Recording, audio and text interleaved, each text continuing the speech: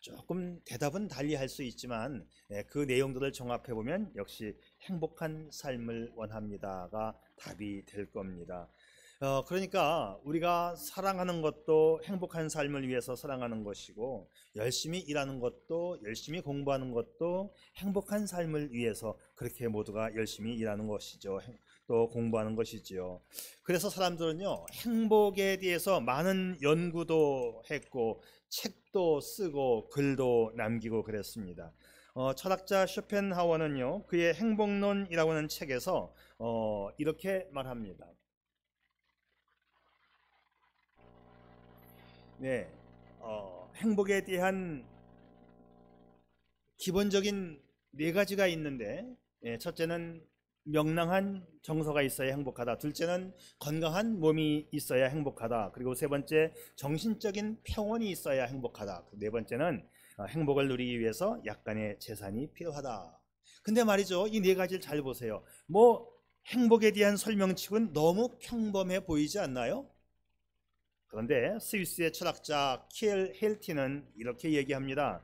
인생 최대의 행복은 하나님 가까이에 있는 것이다. 그는 77세로 세상을 떠나가기까지 자기가 경험했던 인생, 또 자기가 모았던 여러 학문적인 자료와 학설, 이론들을 통해서 그가 얻은 결론, 인생 최대의 행복은 하나님 가까이에 있는 것이다, 이렇게 말을 합니다. 미국에서도 행복에 대한 많은 설문조사를 했는데요, 그들도 저마다의 의견을 쏟아냅니다. 한데 제일 많은 답변은 하나님에 대한 생생한 체험이 가장 행복했다라는 대답을 했습니다. 하나님이 곧 우리의 행복의 근원이시다, 이런 말씀이지요.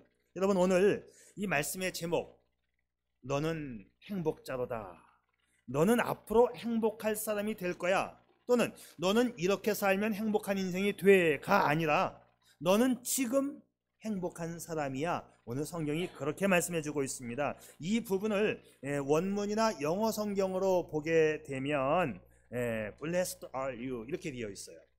좀 문장이 뒤바뀐 것 같지요? 보통 you are blessed 이렇게 써야 되는데 바꿨습니다. 이게 도치된 문장이면서 수동태 문장이에요. 수동태, 제가 여러 번 늘 강조하지요. 내 노력에 의해서 행복이 얻어지는 것이 아니라 외부의 어떤 힘에 의하여, 그러니까 하나님에 의하여 너는 행복하다. 문장 구조가 그렇게 되어 있습니다. 그래서 너는 행복해졌어가 아니라 너는 하나님으로 인하여서 그냥 행복 그 자체야, 너는 축복 그 자체야, 그런 뜻이 되는 거죠.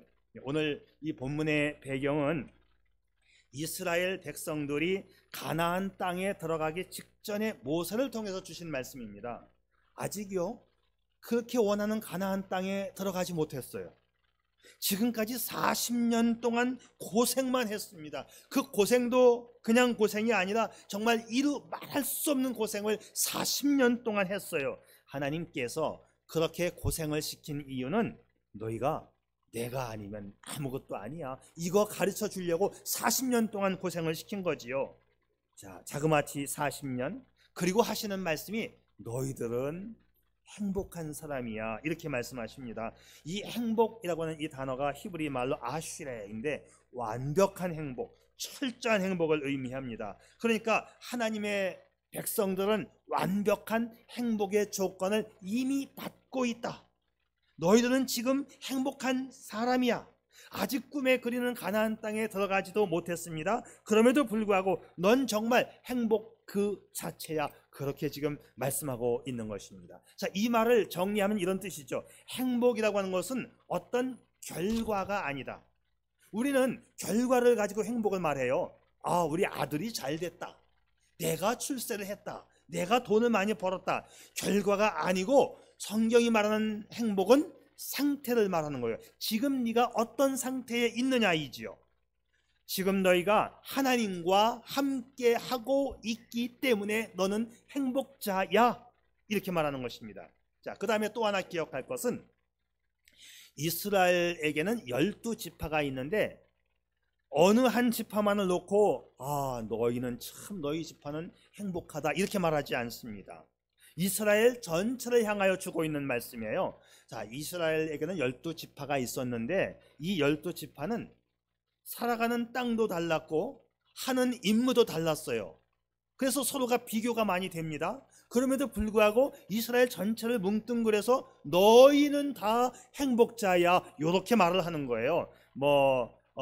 아직까지 땅은 분배받지 않았어요. 이제 가나안 땅에 들어가서 여호수아 목사님을 통해서 땅을 12지파가 이렇게 이제 나누어 분배를 받습니다. 그리고 그들이 해야 할 임무도 달라요. 모세가 지금 너희는 행복자야 라고 말하기 이전에 먼저 축복 기도를 했는데 각 지파별로 축복 기도를 먼저 했어요. 그때 축복 기도의 내용을 보게 되면 각 지파들이 해야 할 내용, 사명, 임무에 따라서 축복을 합니다. 너는 이러한 지파니 이런 일을 하라.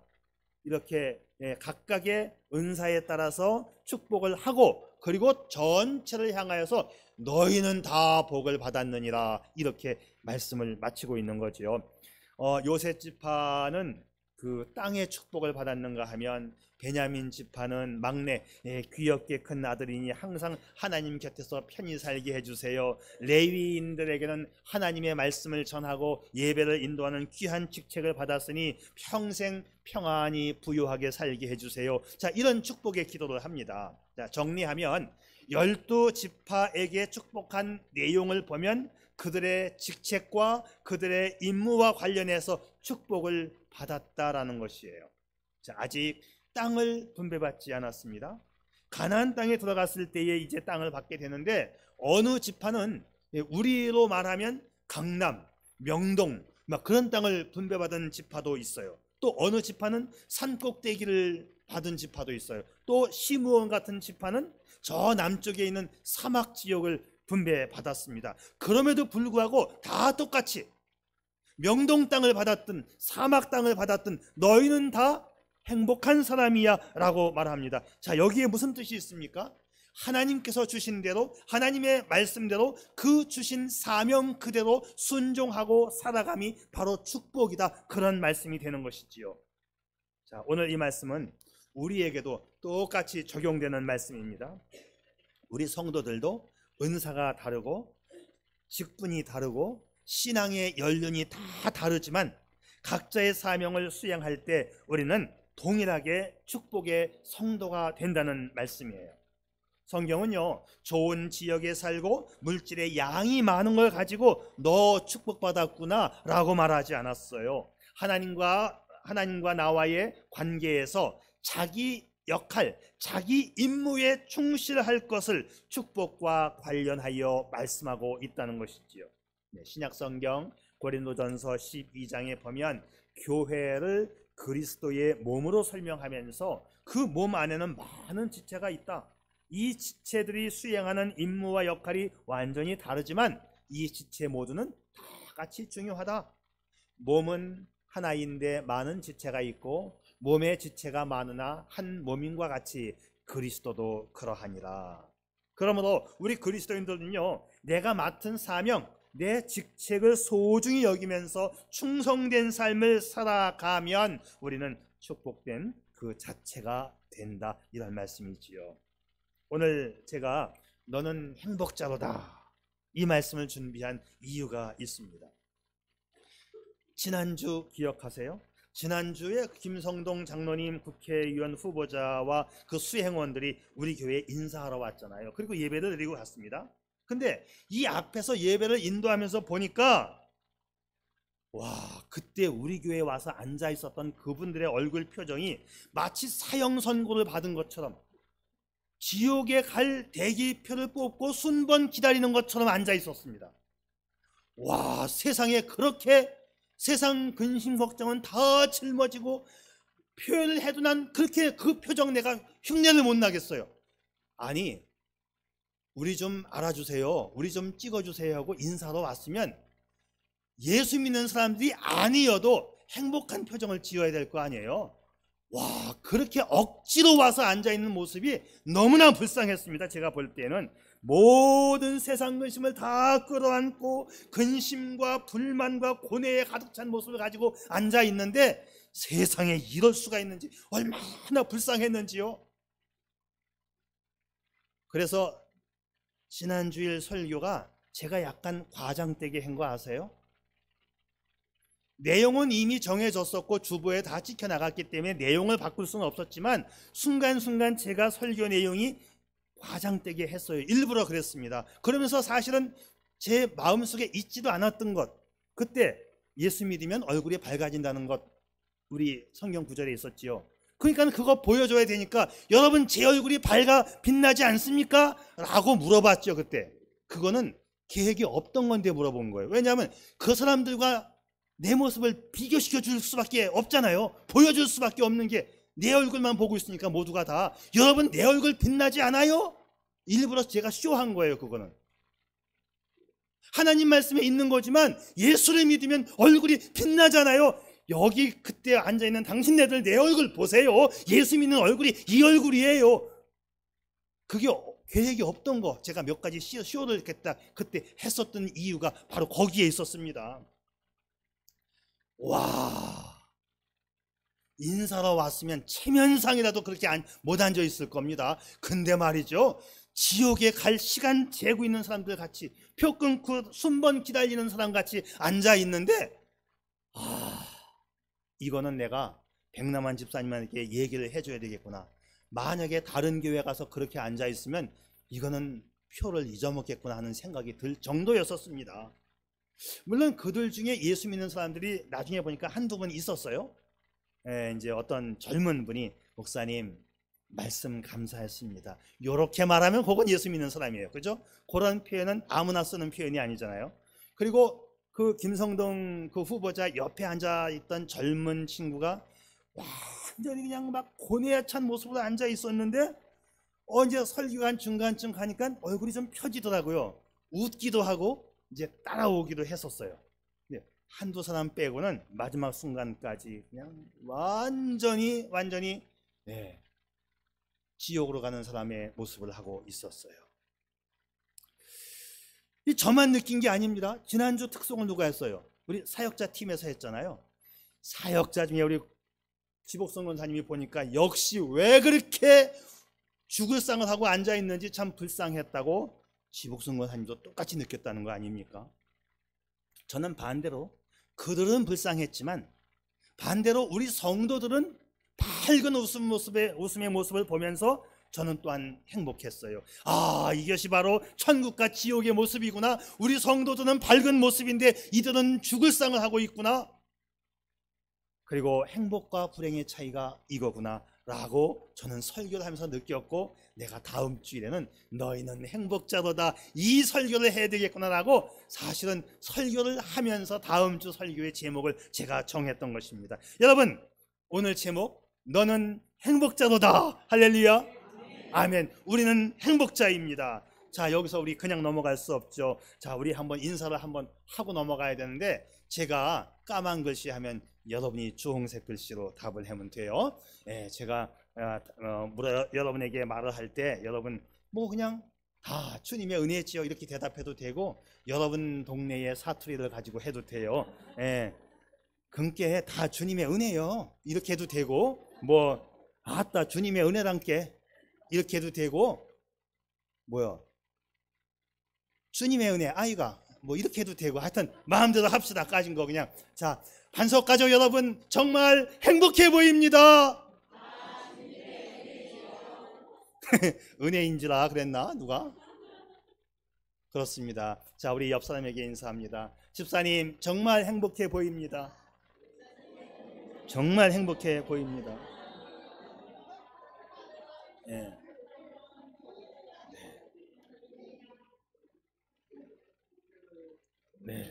할렐루야. 네. 이거 정말입니다. 이거 정말이에요. 저가 혼자 봤으면은 못 믿을 터인데 우리 찬양하는 사역자 팀에서 봤다는 거 아닙니까? 이거를 사진을 찍어놨으면 좋았을 건데 여기 앉아갖고 사진을 찍을 수가 없었어요. 솔직히 찍고 싶었는데. 정말이었습니다. 이스라엘 백성들이 지금까지는 죽을 고생만 했지만 40년 동안 광야 생활만 했지만 그들은 행복한 사람들이었습니다. 우리들도 세상에 그 무엇을 얻은 사람들은 아닙니다. 아직 실제로 천국을 경험한 사람들도 아닙니다. 그럼에도 불구하고 우리가 행복한 사람임을 믿으시기를 바랍니다. 행복은 하나님과의 관계를 통하여 얻어지고 확인되고 누릴 수 있는 것이지요. 날마다 하나님과 동행하면서 하나님이 주시는 복을 받아서 참된 행복 누리시기를 축복합니다. 하나님은 이스라엘 백성들이 그들이 하나님의 자녀라고 하는 그 이유 하나만으로 그들을 구원하시고 그들을 축복하셨습니다. 그리고 이제 모세는 그 이스라엘 백성들에게 축복 기도를 다 한 다음에 너는 행복자로다 말한 그 이유를 오늘 본문에서 설명하고 있는데, 첫 번째 이유는 이겁니다. 우리는 하나님 때문에 행복해요 라고 말해요. 자, 26절과 27절 보세요. 여수론이여 하나님 같은 자 없도다. 그가 너를 도우시려고 하늘을 타고 궁창에서 위엄을 나타내시는도다. 영원하신 하나님이 너의 처소가 되시니 그 영원하신 팔이 네 아래에 있도다. 그가 네 앞에서 대적을 쫓으시며 멸하라 하시도다. 여수론이여 이렇게 출발을 해요. 이 여수론은 이스라엘 사람들을 칭하는 별명이에요. 뜻은 의롭다 이런 뜻입니다. 의로운 이스라엘이여 이런 뜻이지요. 하나님의 사랑을 받아 의로운 자가 될 이스라엘 사람들이여 너희는 행복자로다 그런 뜻입니다. 자, 달리 말하면 이스라엘 백성들은 하나님의 사랑으로 구원받고 하나님의 위대한 능력과 그 복을 체험한 사람들이기 때문에 행복하다는 거예요. 26절에서는요 아예 그냥 하나님 같은 자 없도다 이렇게 말합니다. 하나님만이 참신이고 최고이시고 유일하시다. 출애굽기 15장에서는 여호와여 신중에 주와 같은 자 누구이니까? 주와 같은 거룩함에 영광스러우며 찬송할 만한 위엄이 있으며 기이한 일을 행하는 자 누구이니까? 이스라엘 백성들은 광야 생활을 통해서 하나님의 능력과 위대함을 체험했던 사람들이지요. 당대 최고의 통치자인 바로를 굴복시키고 폭이 32km나 되는 거대한 홍해 바다를 하나님이 양옆으로 갈라놓으시고 그 바다를 통해서 건너왔어요. 육지같이 건너왔어요. 이스라엘 민족이 다 건너오고 나니까 뒤에 쫓아오던 애굽의 군대는 다시 물이 합쳐져서 물속에 빠져 수장되는 것을 눈으로 목격했던 사람들이지요. 그래, 우리 하나님 같은 분이 어디 있습니까? 이 하나님을 자기의 하나님으로 믿는 너희들 바로 행복자야 이렇게 말하는 것입니다. 여러분, 오늘 우리가 누굽니까? 지난주에 말씀 기억나세요? 하자, 남자, 나자, 님자 쓰시는 분의 자제분들 아닙니까? 부잣집 자제분 되심을 축복합니다. 예수님을 믿음으로 영적 이스라엘에 편입된 천국 백성 아닌가요? 그러므로 그 능력의 하나님이 오늘 우리의 하나님, 나의 하나님 되십니다. 우리 모두 이 하나님 때문에 행복한 자라고 고백하고 찬양하는 성도가 될 수 있기를 바랍니다. 두 번째는 이 하나님이 나를 도와주시는 걸로 되어 있어요. 나를 도와주신다. 오늘 본문에는 도와주신다라는 표현이 두 번 나옵니다. 26절 여수론이여 하나님 같은 이가 없도다. 그가 너를 도우시려고 하늘을 타고 궁창에서 위엄을 나타내시는도다. 하늘을 타고 다니시는 분으로 하나님을 묘사하지요. 자, 하늘을 타고 다니신다. 하나님은 영이시기 때문에 시간과 공간의 제약을 받지 않으십니다. 그냥 가고 싶은데 동시에 미국에도 계시고 한국에도 계시고 모든 공중을 타고 다니시는 분으로 묘사되고 있죠. 자, 이것은 영적인 도움과 영적인 승리를 위해 도와주시는 하나님으로 묘사되는 거예요. 제가 이 부분을 다른 성경 주석이나 사전에서는 어떻게 해석하는가 봤는데 이상하게도 지금 제가 해석하는 것과 같이 해석을 하지 않았어요. 자, 지금 제가 드리는 이 해석, 이 말씀은 순전히 제 마음속에 제가 느끼는 걸 가지고 좀 설명을 드리는 거예요. 하늘을 타고 다니시는 분으로 묘사되었다. 아, 이것은 영적인 하나님을 묘사하시는 것이다. 저는 이렇게 해석을 하고 싶어요. 종횡무진, 근데 왜 그러느냐 보세요. 마귀도 영적인 존재이기 때문에 마귀도 하늘의 권세 잡은 자라고 표현하고 있고, 마귀도 하늘을 종횡무진 다니면서 우리를 괴롭힙니다. 그런데 하나님도 그런 분이시다. 하나님은 더 크신 하나님이시다. 자, 그래서 우리의 영적인 것을 막아주시는 하나님으로 묘사되고 있다 이 말이지요. 하나님은 보이지 않는 영적 세계의 질서를 통제하기 위해서 하늘을 타고 다니시면서 악한 영의 세력을 막아주시는 하나님이시다. 저는 이렇게 해석을 하고 싶습니다. 자, 또 도와주시는 부분이 29절에도 나와 있는데, 29절은 또 이렇게 도와주시는 걸로 되어 있어요. 하나님은 너를 돕는 방패시요 내 영광의 칼이시려로다. 자, 여기서 너를 돕는 방패, 내 영광의 칼이시로다. 여기서 칼과 방패와 칼이 나오고 있는데, 이것은 땅에서 일어나는 일들, 전쟁과 관련된 무기들로 하나님을 묘사하지요. 네, 방패는 방어용 무기이고 칼은 공격용 무기입니다.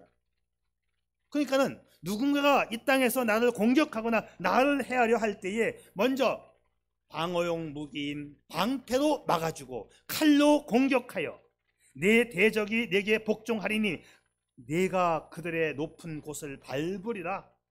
완전히 섬멸하여 가장 높은 곳에 우뚝 서 그 우리를 공격하는 자들을 섬멸하여 주신다는 말씀이에요. 이것도 제가 마음에 느껴지는 해석대로 제가 설명을 드리는 거예요. 그러니까는 26절과 29절의 말씀을 종합하여 보면 영적인 부분도 하나님이 책임져 주시고 이 땅에서 일어나는 것들도 방패와 칼로 막아주시는 하나님이시라고 해석을 하는 것이 더 옳은 해석이 아닐까. 제가 혹시나 저도 틀릴 수가 있기 때문에 제 해석이라고 말씀을 드리는 거예요. 제가 한 해석과 주석의 해석이 일치하면 이런 말 안 드리는데, 근데 아무리 봐도 성령께서 저한테 이 해석이 맞다라고 주시는 것 같습니다. 제가 볼 때에는. 그렇잖아요? 하늘을 타고 다니시는 분으로 묘사되었다가, 두 번째는 방패와 칼로 묘사되는 하나님, 영적인 것과 이 땅의 것을 모든 것을 총망라하여 도와주시고 무찌르시고 이기게 하여 주시는 하나님으로 묘사되고 있습니다. 그런데 27절에 가서 보게 되면 이 하나님을 또 영원하신 하나님으로 말씀하고 있지요. 영원하신 하나님이 너의 처소가 되시니 그 영원하신 팔이 네 아래에 있도다. 내가 거하는 곳 영원하신 하나님께서 나와 늘 함께 하여 주신다. 그리고 영원한 팔로 나를 떠받쳐 주신다. 그러니 우리는 행복자이지요. 하나님은요, 우리에게 어떠한 문제가 일어났을 때에만 관여하시는 분이 아니고 영원토록 내가 있는 곳에 함께 계시며 영원하신 팔로 나를 떠받쳐 주시는 하나님이심을 믿으시기를 바랍니다. 근데 우리가 때로 세상을 살다 보면 하나님이 안 계신 것처럼 느껴질 때도 간혹 있어요. 그러나 여러분 기억하세요. 하나님은 영원하신 하나님이시다. 지금부터 영원까지 모든 일에 나를 도와주시는 하나님이시지요. 결코 나를 버리지 않는 하나님이 나의 편 되어 주십니다. 언제나 나를 긍휼히 여겨주시고 나를 사랑해 주시는 분이 항상 나를 떠나가지 않고 내 곁에 계신다. 그래서 우리는 행복자입니다. 세계 2차 대전 때 한 젊은 전투기 조종사가 이 전쟁에서 전투기를 몰고 출격을 할 때마다 마음이 몹시 불안했습니다. 내가 이제 비행기를 몰고 전투기를 몰고 출격을 해야 되는데 내가 어떤 포탄에 맞아 또 떨어질지 모르잖아요. 얼마나 마음이 두려웠겠어요. 그런데 그때에 그 전쟁 중에 한 여성과 편지를 주고받게 되었어요. 그 여인으로부터 오는 편지 때문에 마음의 위로가 되었고 전쟁을 무사히 치를 수가 있었습니다. 드디어 전쟁이 끝나고 두 사람이 만날 약속을 합니다. 젊은 전투기 조종사는 약속한 그 기차역에서 내렸어요. 그리고 그 여인에게는 꽃을 한 송이 들고 있으라고. 그래서 처음 만나는 거지만 꽃을 든 여인을 찾아가면 되겠구나 약속을 하고 기차역에 내려서 기차역으로 갔습니다. 그런데 대합실에는 한 뚱뚱한 여자가 꽃을 하나 들고 있는 거예요. 조종사는 크게 실망을 해가지고 그냥 모른 채 그냥 가도 되잖아요. 누군지 모르니까 그냥 갈까 하다가 그래도 전쟁통에 나에게 위안을 준 여인이니 만나기로 다시 결심을 하고 그 여인에게 가서 자신을 소개했습니다. 근데 그 여인이 이렇게 말하는 거예요. 조금 전에 어떤 멋쟁이 아가씨가 제 손에 꽃을 쥐어주면서 잠깐 화장실을 다녀와야 되니까 누군가가 와서 잘생긴 젊은이가 와서 말을 하면 잠깐 화장실 다녀온다고 이 꽃을 나에게 들고 있으라고 하면서 그리고 그분에게 잠깐만 기다리라는 말을 꼭 전해주라고 했습니다. 물 건너 간 줄 알았던 포기하려고 했던 행복은 여전히 자신 곁에 있었음을 확인하면서 두 연인은 감동의 순간 그리고 행복한 인생을 이어가게 됐다는 이야기입니다. 행복해요? 우리가 정말 행복한 그 이유는 영원하신 하나님이 항상 내 곁에 있음을 믿으시기를 바랍니다. 그렇습니다. 오늘 하나님 말씀을 다시 한번 기억해 봐요. 영원하신 하나님이 너의 처소가 되시니 그 영원하신 팔이 내 아래에 있도다. 우리가 행복한 이유는 나의 불평과 나의 투정과 나의 울분까지도 내 가까이에서 들어주시는 하나님이 계시기 때문이지요. 내가 이 우주 공간 어디에 있든지 영원토록 내가 있는 곳에 함께 하시며 그 영원한 팔로 나를 떠받쳐 주시는 그분이 나의 하나님이십니다. 사랑하는 여러분, 그러니까 그 하나님, 우리가 인생을 살면서 어떤 어려운 일이 생기면요, 그 하나님께 하소연하세요. 괜찮아요. 하나님 앞에 응석도 부리고 하나님 앞에 투정 부려도 괜찮아요. 힘들면 힘들다고 말하고 어려우면 어렵다고 말하고 억울한 일 있으면 속상하다고 말하세요. 나의 모든 것 다 들어주시고 받아주시는 하나님은 나의 아버지이시기 때문이지요. 우리의 전능하신 하나님은 나의 피난처요 보호자요 후원자이십니다. 나의 갈 길 다 가도록 예수 인도하시니 얼마나 좋은 찬양이에요. 그래서 우리는 행복한 사람들입니다. 마지막으로 성경은 이렇게 얘기합니다. 하나님께서 안전과 풍성한 복을 주시기 때문에 행복하다. 여러분, 사람들이 마음이 불안하고 공허한 이유는 안전이 보장되지 않기 때문에 그래요. 내가 무슨 사고를 당하면 어떻게 하지? 불안한 것이 항상 인간들 마음속에 있습니다. 그래서 심리학자들은 이렇게 말해요. 사람들의 마음속에 변하지 않는 욕구가 있는데 그 욕구는 바로 안전의 욕구다. 안전의 욕구. 하나님을 떠난 인간들이 마음이 불안하고 공허하니까 뭔가를 채워보려고 이 불안한 마음을 없애보려고 별짓을 다 해봅니다. 근데 그 내 불안한 마음이 세상 것으로 채워지나요? 안 채워집니다. 그래서 28절 말씀 우리에게 약속합니다. 이스라엘이 안전히 거하며 야곱의 샘은 곡식과 새 포도주의 땅에 홀로 있나니 곧 그의 하나님이 그의 하늘이 이슬을 내리는 곳에로다. 이스라엘 백성이 안전히 거하는 것은 땅에서는 샘이 흘러나와서 곡식과 새 포도주가 풍성케 되고 하늘에서는 이슬이 내려 땅의 식물을 자라게 하니까 풍성의 축복이 약속되는 거예요.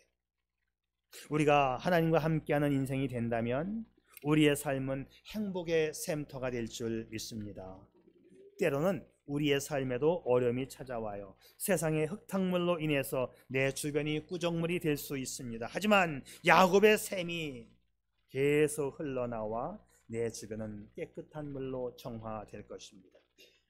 살다 보면 때로는 근심이 찾아오고 환난이 찾아오고 괴로움이 때로는 염려가 우리 마음을 어지럽힐 때가 있지만 하나님 같은 분 어디 있느냐? 하나님이 내게 있는 한 행복의 물로 가득 찰 것입니다. 그래서 여러분은 행복자이십니다. 그 하나님으로 인하여 진정한 행복을 소유한 행복자이기를 축복합니다. 기도하죠.